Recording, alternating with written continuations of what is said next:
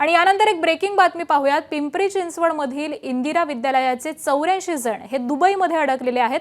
84 जणांमध्ये 80 विद्यार्थी आणि 4 शिक्षकांचा समावेश आहे। पुण्यातील इंदिरा विद्यालयाचे हे सर्व विद्यार्थी सध्या सुरक्षित आहेत। परराष्ट्र मंत्रालयाकडून पुण्यातील विद्यार्थ्यांना लवकरात लवकर भारतामध्ये आणण्यासाठी प्रयत्न हे सुरू झालेले आहेत। पुण्यातील इंदिरा विद्यालयाचे विद्यार्थी हे स्टडी व्हिजिटसाठी दुबईमध्ये गेलेले होते। कृपया कोणीही घाबरून जाऊ नये, विद्यार्थ्यांना लवकरात लवकर मायदेशामध्ये आणलं जाणार आहे असं आश्वासन हे महाविद्यालयाकडून देण्यात आलेलं आहे। तर नागरी विमान वाहतूक मंत्रालयाकडून सुद्धा विद्यार्थ्यांना परत आणण्यासाठीचे प्रयत्न हे सध्या सुरू आहेत।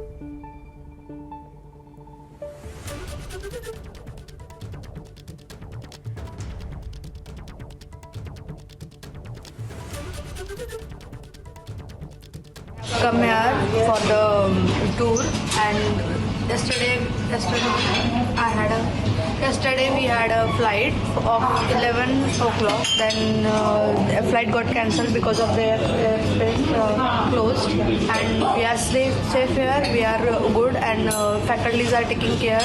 There is no need to worry. We are getting breakfast, dinner and lunch on time. So there is no need to worry about us. Today our flight was scheduled, but it got cancelled due to the war situation. We are safe here in the hotel.